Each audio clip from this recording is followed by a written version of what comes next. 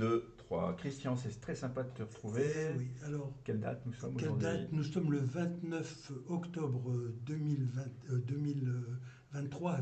Une histoire terrible qui vient Octobre noir. Hein. Octobre noir, on s'en souviendra.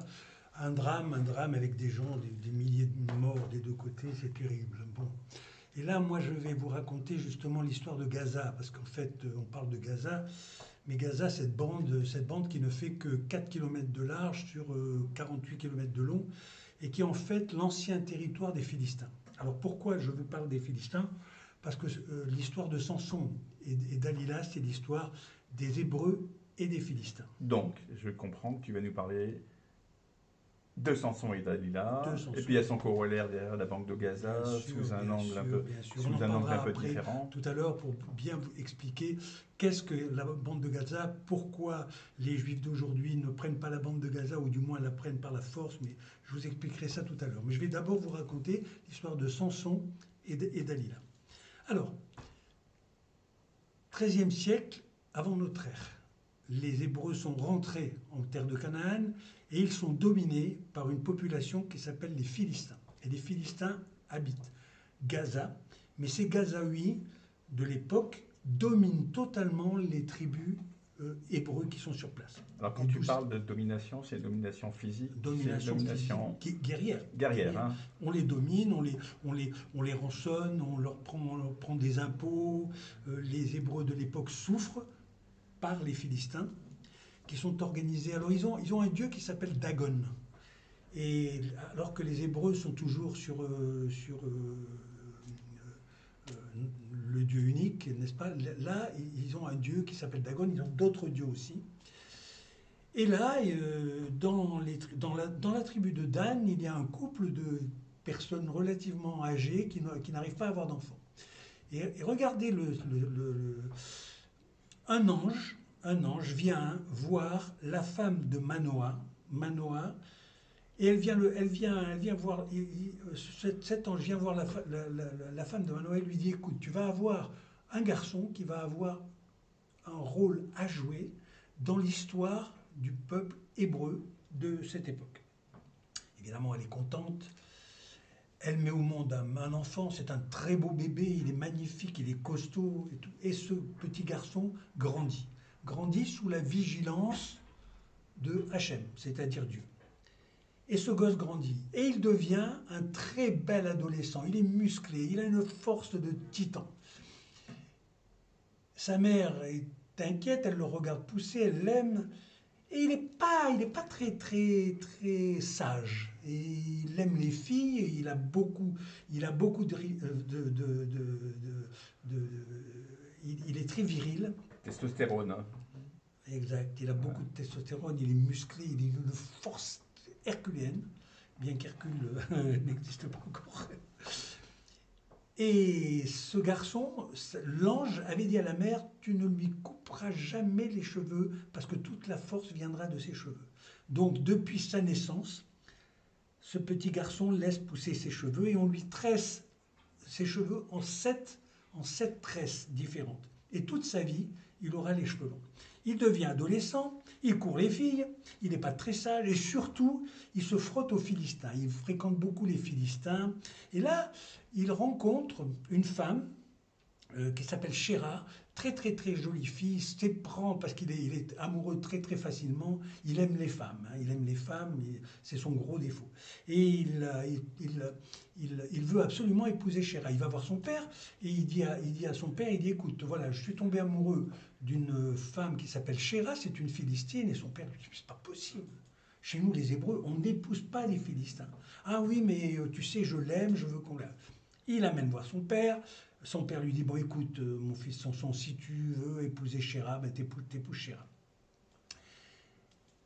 Et on va voir le père de Chéra, qui est un Philistin, et qui, bon, il dit, écoutez, pourquoi pas, on va les marier. Entre-temps, ils continuent à se fréquenter, et tout au long de cette histoire, Samson s'aperçoit qu'il a une force herculéenne.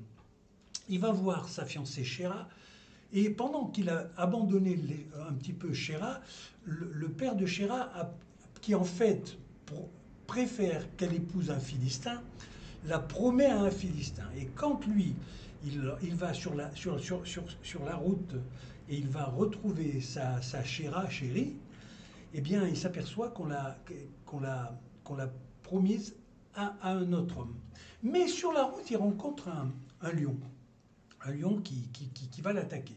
Et avec sa force, il attrape le lion et à main nue, il déchire le lion et il tue le lion. Et il laisse le lion sur le bas-côté de son chemin.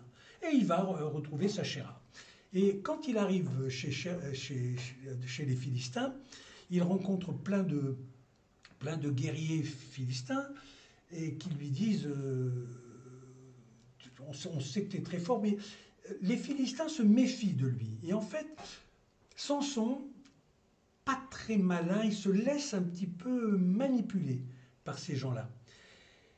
Et il rencontre les Philistins lui disent tu es un homme très fort, tu es un homme intelligent, tu n'es pas très sage, tu cours les filles, mais est-ce que tu as quelque chose à nous dire? Il lui dit oui. Il dit moi je vais vous dire, si vous êtes vraiment si fort que ça, je vais vous donner une énigme une énigme à déchiffrer et vous allez essayer de trouver cette énigme. Si vous trouvez l'énigme, vous me devrez 30 tuniques. Et si vous ne trouvez pas, si vous trouvez l'énigme, je vous donnerai 30 tuniques de lin, chair, et si vous ne trouvez pas, c'est vous qui me les donnerez. Il continue à fréquenter Chéra, et Chéra, qui joue le double jeu, lui dit, écoute, dis-moi-le à moi, tu m'aimes, dis-moi le secret de cette tunique. Et il dit, voilà. De l'énigme. De l'énigme. Il dit, voilà. De celui qui mange sortira celui qui sera mangé.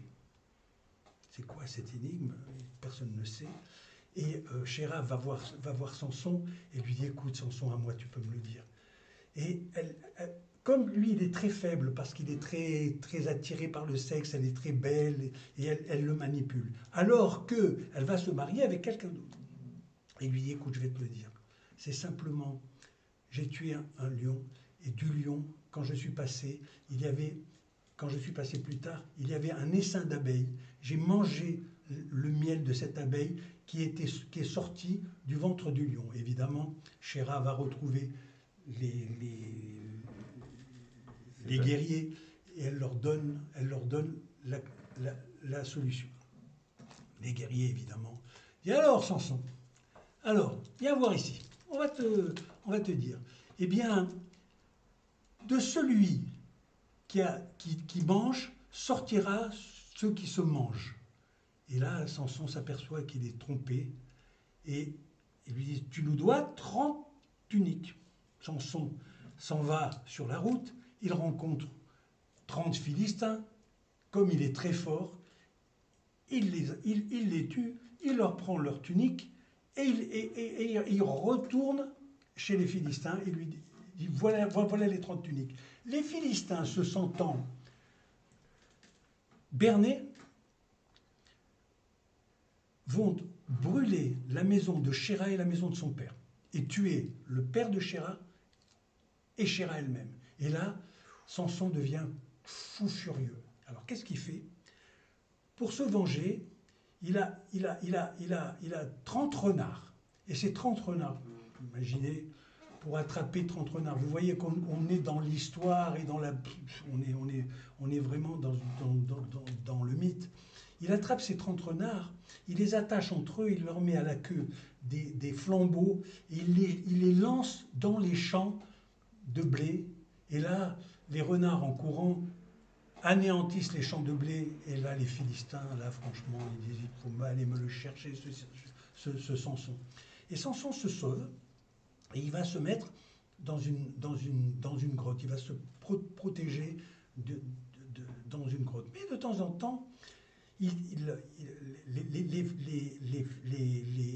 les gens de Juda, les Hébreux de Juda, ont peur des Philistins. Ils vont le voir, ils vont lui dire, écoute, on va te livrer aux Philistins, on va t'attacher et on va te livrer aux Philistins. Les Philistins ne nous attaqueront pas. On le lie avec des liens. Évidemment, Samson arrive devant les Philistins et tout à coup, il casse ses liens et il se sauve. Et les Philistins l'attaquent, mais il se sauve. Et entre-temps, comme il est libre et il se met dans une position un petit peu on va dire, il se cache, de temps en temps, il va sur un marché. Et sur un marché, il rencontre une femme absolument magnifique. Entre-temps, d'ailleurs, il va voir une prostituée parce qu'il ne peut pas s'en passer. Il est sexe. Il ne peut pas s'en passer. Et sur un marché, il rencontre Dalila. Et Dalila, elle est très très belle. C'est une princesse philistine. Elle est très belle. Et là, elle est séduite. Mais elle, Dalila, est beaucoup plus intelligente. On ne sait pas. Lui tombe très amoureux de Dalila. De Dalila. Mais Dalila le manipule un petit peu. D'abord, il est très beau, il est probablement très viril, elle s'en amuse, et elle le séduit. Mais lui s'échappe, et sur la route, il tombe sur des Philistins qui essaient de l'attraper. Et là, il voit par terre une mâchoire d'âne mort, et avec cette mâchoire, il massacre ces Philistins, et il s'échappe encore une fois. Et un moment, Dalila arrive à le maîtriser, elle le ramène, et chez elle, les Philistins lui disent, écoute, je veux savoir, ils le craignent, on voudrait savoir, ils sont plusieurs, hein, ils sont sept rois qui s'allient, et ils disent à Dalila, voilà, tu vas essayer de connaître son secret. Toi, tu sais, tu es très belle, tu es très, très sexy. Tu vas essayer de savoir quel est son secret. Et lui, Samson, qui adore Dalila, tous les soirs, il va chez elle, tout ça, elle le caresse, elle lui dit, dis-moi, Samson, donne-moi ton secret. Et Samson lui dit, écoute, c'est simplement parce que quand on m'attache avec des lanières, si on m'attache bien les mains, on ne peut pas. Évidemment, pendant qu'il dort, elle lui attache les mains. Et alors elle lui dit, Samson, Samson, les Philistins arrivent, les Philistins sont sur toi. Et là, paf. Et évidemment, comme il est très fort, il massacre les Philistins et les Philistins se sauvent. Une autre fois encore, Dalila lui dit, non, écoute, franchement, tu m'aimes. Écoute, je suis prête à tout. Parce que Dalila a été, comment dire, poussée par les fameux 7 rois en lui disant, écoute, si tu arrives à avoir le succès, parce qu'il terrorise les Philistins, on va te donner beaucoup d'argent. Donc, essaie de savoir. Et Dalila, elle essaie, encore une fois. Et là, elle lui dit, écoute, comme tu es très jolie et très belle et que je t'aime, je vais te dire, tu vois mes cette tresses, tu les coinces dans un métier à tisser, et tu vas voir, je suis prisonnier et on ne pourra rien faire. Évidemment, il coince cette tresse dans un métier à tisser. Et alors là, sentant qu'elle a presque gagné, elle dit, et lui s'endort. Et elle dit à Samson, elle dit, Samson, Samson, les Philistins sont sur toi. Et là, il se lève, évidemment, il est très fort, il attrape le truc, il casse tout. Les Philistins sont en déroute et ils s'en vont. Et là, les Philistins commencent à rouspéter. Ils disent, Dalila, tu te fous de nous, là. Là, il faut que tu saches. Et elle lui fait tout un travail comme les femmes savent faire. Elle lui fait probablement l'amour et tout. Et au bout d'un moment, il lui dit, bon, ben écoute, je vais te dire la vérité. Ma force vient de mes cheveux. C'est Dieu qui m'a donné cette force. Et là, elle le fait boire, il s'endort, elle le caresse, ils font probablement l'amour une fois encore, il est conquis. Et là, pendant qu'il dort, elle appelle un guerrier philistin qui lui coupe les cheveux. Et à ce moment-là, Samson, Samson, les Philistins sont sur toi. Il se réveille, il est rasé, il a plus de force. Pour ma part, c'est pas les cheveux qu'elle lui a coupés. C'est pas les cheveux qu'elle lui a coupés. C'est un symbole, évidemment. Et Samson se lève, et il n'a pas de force, et il se fait attraper par les Philistins. Les Philistins le prennent, enfin, parce que ça fait longtemps qu'il lui court derrière, et pour l'humilier, on lui brûle les yeux, et il devient aveugle. Et il devient un esclave des Philistins, c'est-à-dire qu'on le met dans une espèce de roue, tout le monde va se moquer de lui, il est aveugle, et il a comme guide un petit garçon qui est toujours près de lui. Regardez, petit garçon, c'est probablement sa conscience. C'est le symbole de la conscience. Et quant aux cheveux, c'est à mon avis le symbole de sa virilité. Et je crois que ce qu'elle lui a coupé, c'est la virilité, c'est pas le... Et il fait tourner la meule, tout le monde se moque de lui. Attention, parce qu'à l'origine, selon la Bible, il a une mission. Il a une mission. Les Philistins occupent sans arrêt ce peuple hébreu. Et cette mission, c'est justement d'annuler Les libérer. d'annuler cette pression. Et un jour, que les Philistins ont une grande fête en l'honneur du dieu Dagon, on vient le chercher pour amuser la galerie. Le petit garçon marche devant lui, Samson lui met les mains sur les épaules, il marche, et il marche jusqu'au temple, et là, tout le monde est là, il y a de la musique, il y a des femmes. Dalila est là, elle le regarde, elle est perfide. Elle sait que l'amour qu'elle a fait avec lui, c'était un amour faussé. Et là, il est trahi, il le sait. Et là, il dit au petit garçon, il dit, amenez-moi là sur les colonnes qui soutiennent la maison. Et le petit garçon, qui n'est autre que sa conscience, l'amène devant deux grandes colonnes. Et il y a un très très beau bâtiment avec la statue du roi Dagon, du dieu Dagon. Et là, comme entre-temps, ses cheveux ont repoussé et sa force est revenue. Mais les Philistins ne se sont pas rendus compte de ce qui leur arrivait. Et il se met face à ces deux colonnes, et là, tout à coup, sa force revient et il appuie sur ces deux colonnes, et là, le temple s'écroule. Et évidemment, c'est un symbole. Toute la croyance des Philistins s'écroule. D'ailleurs, les Philistins perdront de l'influence et le peuple d'Israël reviendra en Israël et à Juda. Rappelez-vous, ceux qui l'ont pour la première fois, lui il fait partie, Samson il fait partie de la tribu de Dan. Et pour la première fois, ceux de Juda, qui sont des Hébreux aussi, viennent lui dire Samson, rends-toi parce que nous avons peur des Philistins. Tu vois, je crois que cette histoire, c'est une histoire de trahison et de vengeance. Le temple s'écroule, les Philistins sont broyés, Dalila meurt, et lui, évidemment, meurt. Ses frères et toute la famille de Dan viennent le chercher pour l'enterrer avec son père dans la tribu de Dan. Regardez combien cette histoire est faite de violence. Alors, c'est une histoire qui est écrite dans la Bible.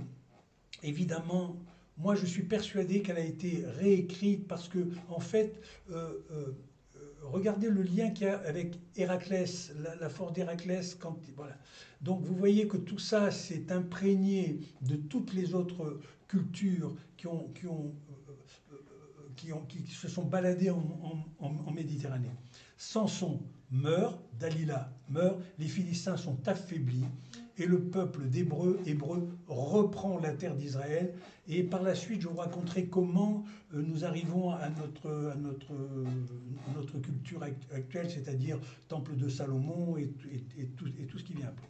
Alors, je voulais vous dire deux mots au sujet de la Palestine. Alors, vous savez que le mot Palestine vient de Philistins, et que ces Philistins qui sont sur la bande de Gaza, il faut savoir que les Juifs actuels, les Juifs modernes, ne veulent pas prendre la bande de Gaza, parce que ce n'est pas une terre cachère. La terre sainte, elle part des deux grands fleuves, mais pas Gaza. Gaza n'a jamais été une terre ni juive ni hébreu. Donc aujourd'hui, il y a un petit problème, c'est que la bande de Gaza qui fait 4 km de large sur 48 km de long est habitée par des gens qui sont là depuis très longtemps. Les Palestiniens, ce qu'on appelle les Palestiniens. Le mot Palestine, je vous l'ai déjà dit tout à l'heure, ça vient de Philistin. Et en fait, l'autre côté, du côté de la Jordanie, c'est-à-dire la Cisjordanie, là c'est une terre sainte. Et malheureusement, on n'arrive pas à partager les deux territoires uniquement. Mais la terre de Gaza, je vais vous raconter l'histoire. Quand je suis allé en Israël, j'ai rencontré un colonel français qui est un Israélien maintenant, et je lui ai dit, alors que la guerre n'était pas encore programmée, je lui ai demandé, je lui ai dit, mais pourquoi vous n'allez pas de l'autre côté? Il m'a dit, oui, on va y aller en 2 heures.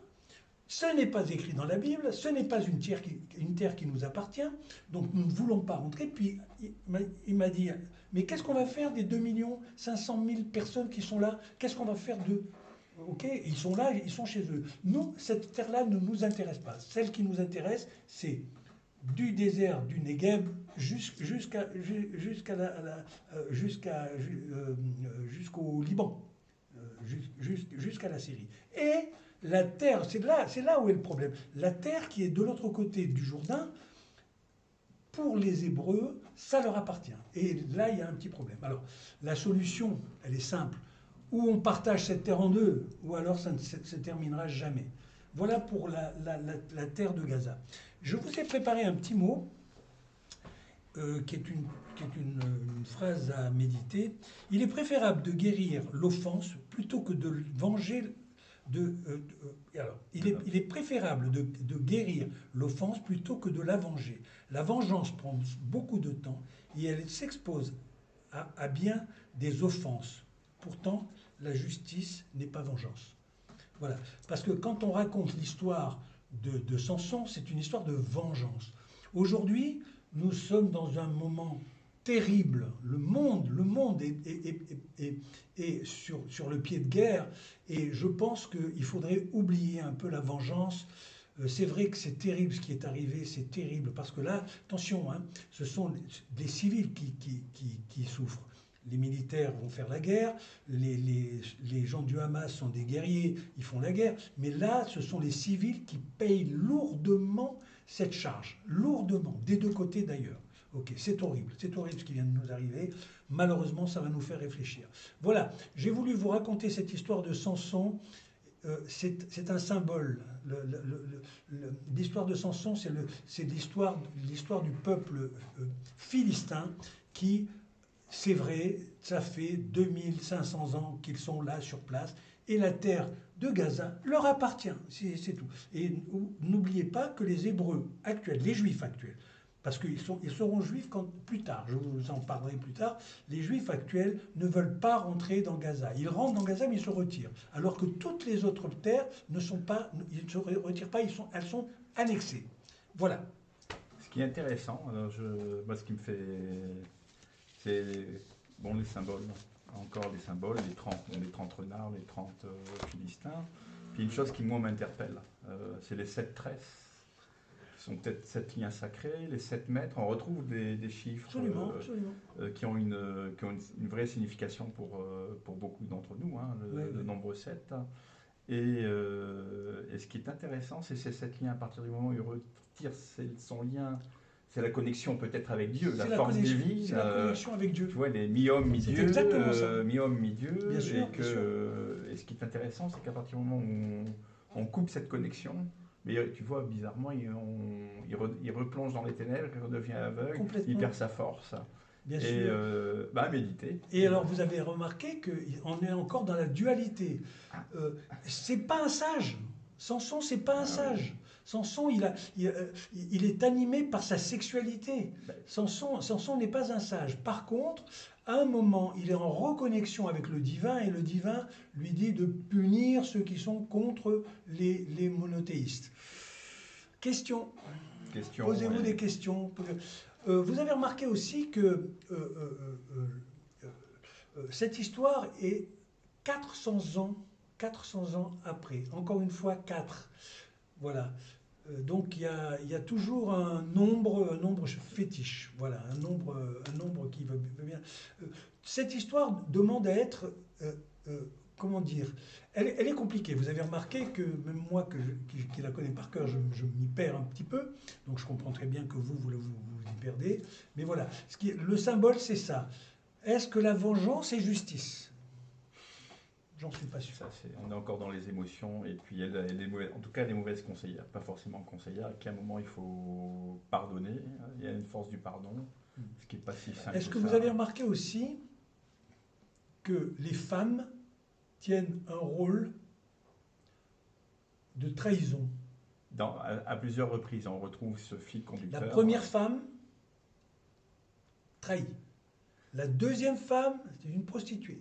La troisième femme trahit encore plus. Elle espionne et elle trahit. Elle espionne et elle trahit. Vous voyez comment dans la Bible on donne, à mon avis, un mauvais... À part la mère. La mère qui, elle, met au monde un sage. J'ai oublié de vous dire que Samson, entre-temps, il devient, parce qu'il se met à l'abri, quand il rencontre Dalila, il est à l'abri depuis longtemps et il devient un sage d'Israël. Il devient un sage d'Israël pendant 20 ans. Et vous avez vu aussi, il y a toujours une dualité. Toujours le 2 pour aller au 3. Et concernant... Alors je parle sous ton œil avisé. Samson est né aussi, les conditions de sa naissance. C'est que sa mère ne pouvait plus procréer, apparemment, ses parents étaient âgés, et que c'est un ange qui lui a annoncé la naissance d'un fils qui serait relié à Dieu et qui serait un sage. Alors oui, effectivement, on retrouve ça dans la chrétienté, on retrouve ça partout. Hein. On retrouve ça toujours, la mère déifiée, mère universelle, qui donne naissance à un sage. Et tout au long de cette histoire, vous apercevez bien que Samson est loin d'être un sage. Et qui lui-même est puni, d'ailleurs, il est puni, voilà. Bon, nous, tu as parlé tout à l'heure de fétiche. On a un fétiche, c'est les pouces bleus. Bien sûr. On aime les pouces bleus, les abonnements. Et surtout, n'ayez pas peur de nous poser des questions, on répondra aux questions. J'essaie toujours de simplifier les histoires le plus possible pour que ça soit digeste. Parce que la Bible est indigeste. Et elle est très riche, il faut la lire par petits bouts. Et effectivement, elle est digeste. Donc moi, je vous raconte toujours une histoire qui est une histoire que je simplifie le plus possible, surtout pour lui rendre son aspect, symbolique. Voilà, symbolique, quand on pense que les symboles sont tellement importants. La lire, la relire, la relire, la relire, et puis... On avait fait une petite vidéo, justement, sur Pinhas. Et actuellement, en Israël, il y a un homme, et je suis revenu sur son nom parce que cet homme, je l'ai retrouvé, il s'appelle Thierry Attali. Et ce Thierry Attali se prend, du moins, d'amour pour Israël et essaie de reconquérir les territoires qui sont occupés aujourd'hui, enfin qui sont occupés, c'est la Cisjordanie qui a été donnée aux Palestiniens. Donc moi je pense qu'aujourd'hui, enlevons tout ce qui est guerre et tout, il y a actuellement une population qui est plutôt démocrate mais qui est installée, et une autre population qui, elle, est coincée entre deux territoires. Voilà. Et je pense que tout le monde souffre. Les uns parce qu'ils sont attaqués, puis les autres parce qu'ils payent chèrement qu'ils payent leur situation. On en reste là, Christian. On en reste là, c'était un peu plus long aujourd'hui. Voilà, j'espère. Je voudrais des critiques parce que cette vidéo m'a donné un petit peu de travail supplémentaire parce que j'ai essayé de la faire le plus simple possible. Vous savez, on en a fait des films, on en a fait des opéras, on en a fait. Pourquoi? Parce que l'histoire est fondamentale entre la jalousie, la vengeance, l'amour, la sexualité, car là, il y a sexualité. Voilà. Je vous souhaite à tous une bonne vision et donc nous allons donc vous dire à bientôt et les pouces. On vous embrasse. On vous embrasse tous. Merci.